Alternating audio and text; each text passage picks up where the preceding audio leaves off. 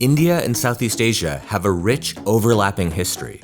In art, architecture, language, and religion, India and Southeast Asia share striking similarities. But how and when did Southeast Asia become so Indianized? The answer is hidden in an ancient Cambodian love story. Cambodia's origins are anything but ordinary. The love between a native princess and an Indian merchant served as its foundation. Yup. Cambodia's first king was an Indian merchant, a man known as Kaundinya. Kaundinya's story begins in the 1st century CE. His historical name, Kaundinya, provides the first insight into his life, because it's not his true, given name. Kaundinya is a reference to a Brahmin community that populates the Andhra-Orissa coast, a region commonly known as Kalinga. Kalinga was a powerhouse of early Indian trade, and their merchant mariners were called Sadhava. Kaundinya himself was a Brahmin Sadhava, and it's likely that he was wealthy and well-connected. He was the owner of one or more large merchant vessels, or boiras, the expertly crafted, square-sailed ships of Kalinga. There was at least one major manufacturing center for boiras at Golabai, on Lake Chilika. Lake Chilika also served as a port of departure for merchants. As a large body of water with a narrow opening to the sea, it offered a natural, protected harbor. But before we turn our focus back to Kaundinya, let's take a look at the bigger picture. In this era, foreign trade was so extensive that port cities like Nagapattinam had bazaars crowded with crates of imported goods. This trade is associated with a long period of rising prosperity in both South and Southeast Asia. But trade wasn't limited to the East. In the West, Rome had just conquered Egypt, and thanks to the revitalization of old Egyptian maritime routes, Romans and Indians began trading extensively. Roman senators were hyper-concerned about hyperdeflation, as so much of their silver was being depleted by being sent to India through trade. So with all that in mind, let's get back to Kaundinya. Kaundinya set sail for Southeast Asia in the 1st century CE, but how did he actually get there? In that era, Indian mariners would wait for seasonal monsoon winds coming from the northeast.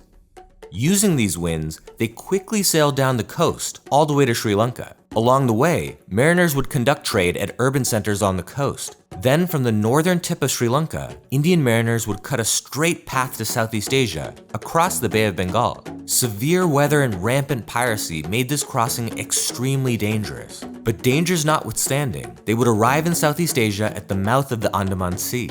From here, Indian mariners could continue into the Straits of Malacca, hug the southern coast of Sumatra all the way to Java, make a brief land crossing at the Isthmus of Kra. We don't know which specific route Kaundinya took, but we do know that he eventually found himself in the Gulf of Thailand, ready to do business. Kaundinya could have been carrying a variety of high-demand Indian goods: cotton textiles, jewelry, and metalware. In addition, he could have been carrying Western goods. All of this valuable cargo put a target on Kaundinya's back. Pirates would almost certainly be lurking on the fringes. And wouldn't you know it, they were. Kaundinya's ship was surprise attacked by local pirates. He and his crew fought bravely and successfully repulsed the pirates, but the ship was damaged during the attack. Kaundinya was forced to beach the ship for repairs. While beached, Kaundinya and his crew must have feared a second attack, but they needn't have worried. For the pirates had been employed by a local chieftain, whose daughter, Soma, had fallen in love with the handsome young merchant. It was Kaundinya's bravery during the attack that won her affections. Soma sent over a marriage proposal. Kaundinya must have been surprised, or perhaps he feared for his life should he reject it. In the end, he accepted the proposal. This is considered a landmark event in Cambodian history, the establishment of its first true kingdom, with an Indian merchant sitting on its throne. But Kaundinya and Soma's marriage was not the last of its kind. It would serve as a blueprint for many Indian Southeast Asian political marriages to come. We're interested in the capital T truth. So why did Soma actually marry Kaundinya? And why were Indian Southeast Asian political marriages so common? In the late classical era, Southeast Asia was characterized by fragile, politically fractured states. But change was on the horizon.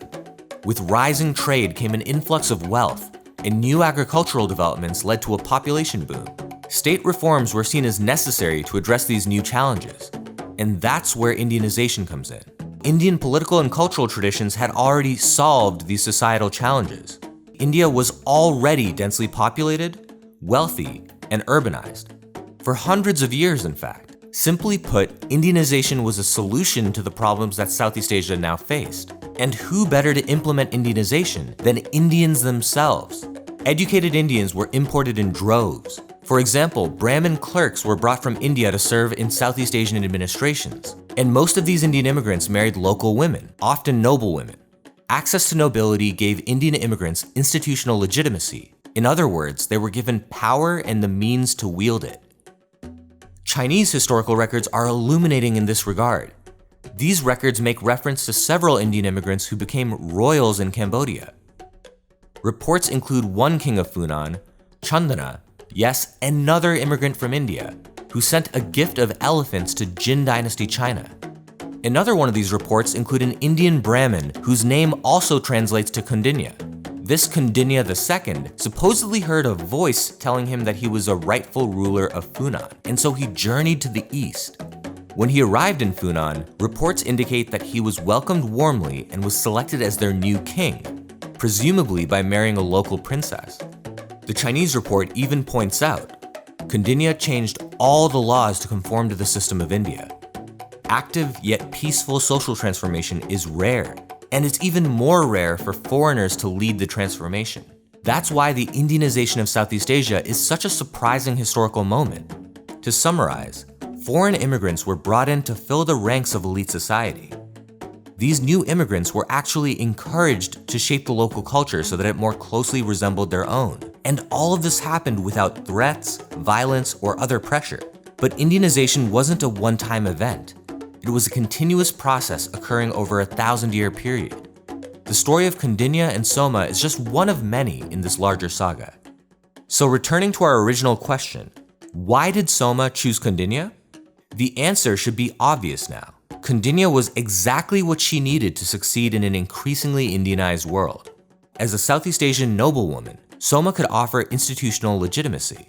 Kaundinya, on the other hand, was a wealthy and well-connected merchant with extensive political and commercial networks in India. Kaundinya's Indianness was an advantage with real-world, measurable consequences. It's worth noting, Soma's family was not that powerful. They controlled only a small sub-region of Khmer territory, but Kaundinya's arrival changed their fortunes. Together, Kaundinya and Soma expanded this humble state into a large and prosperous kingdom. Perhaps this rapid expansion was made possible by Kaundinya's Indianness. He had the tools to fast-track the process of Indianization after all.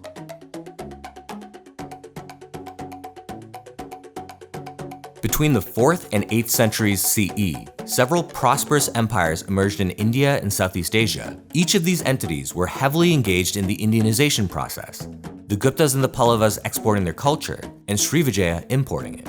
But this wasn't entirely a one-way exchange. Southeast Asia had at least some impact on the subcontinent too. Consider the Pallava Dynasty. The Pallavas were a wealthy and powerful trading empire whose origins have been the subject of a spirited debate. Early historians suggested Persian roots, while later historians suggested Tamil or Telugu roots. These historians had an incomplete view, however. Recent scholarship has revealed a hybrid South Indian and Southeast Asian origin. See, the Pallava dynasty began with the South Indian king's marriage to a queen who was referred to as a Naga. The Naga queen may have actually been Southeast Asian. Consider the term Naga itself. The term Naga, which denotes a race of mythical snake humans, has long been associated with the people of Southeast Asia. In Cambodia, for example, Khmer royalty made Naga iconography essential to their identity, and Naga carvings litter their temples and palaces.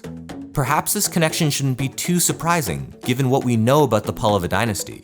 The Pallavas had a long history of inserting themselves into international affairs in the rest of Asia. For example, in the early 700s, they entered into a mutual defense pact with Tang Dynasty China. But let's explore another story from the dynasty's past. In 731 CE, the Pallavas were on the brink of collapse. Their king, Parameshvara, suddenly died in battle, leaving no direct heir. There was a danger that rival kingdoms would encroach on their territory. The Pallavas had to find the proper king to take the throne, and they had to do it quickly. A formal delegation was created to find Hiranya, the descendant of an ancient Pallava prince named Bhima. Bhima was an ancestor of the now deceased king, so his descendants, Hiranya and others, would have a right to take the throne. But there was a catch. Hiranya was not to be found in India, for Bhima had traveled abroad, married a Southeast Asian princess, and had become the ruler of a foreign kingdom through that marriage. Now I'd say that's a familiar story, don't you think? So with all this in mind, the Pallava delegation boarded a ship to Southeast Asia to speak to Bhima's descendant, King Hiranyavarman. It's believed that he was the leader of the Champa kingdom, located in modern-day Vietnam. When they arrived at Hiranya's court, the delegation was warmly received, and soon enough, the delegation got down to business. They asked for one of Hiranya's sons to come back to India and take the Pallava throne. Hiranya's youngest son agreed to this mission. At just 12 years old, he made the journey to South India. He was given the regnal name Nandi Varman II and ascended the Pallava throne. Rival claimants and power-hungry nobles felt this was a wrong decision. After all, Nandi Varman II was a foreigner. To quell this concern, Nandi Varman II and his supporters made efforts to highlight his true Pallava heritage. But here's some food for thought. What made his background true is that he was of mixed Indian and Southeast Asian ancestry, just like the original pairing that founded the Pallava Dynasty. Nandi Varman II would grow to become an extremely successful king.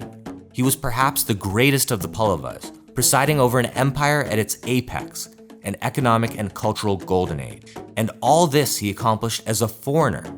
Nandi Varman's foreign origins seem to have ensured his continued interest in Eastern affairs. For example, inscriptions written on his behalf have been found in northern Malaysia, in the kingdom of Kedah. Interestingly, this kingdom is located in the Bujang Valley, which roughly translates to Valley of the Serpents. And in Sanskrit, the term Bujang is a synonym of the term Naga. Very curious indeed. Nandi Varman II is, like Kaundinya and other pioneers before him, a symbol of Indianization and the deep connection between India and Southeast Asia. Only today, after 6 centuries of Chinese, Arab, and European influence, has the contribution of India been neglected. And now you know.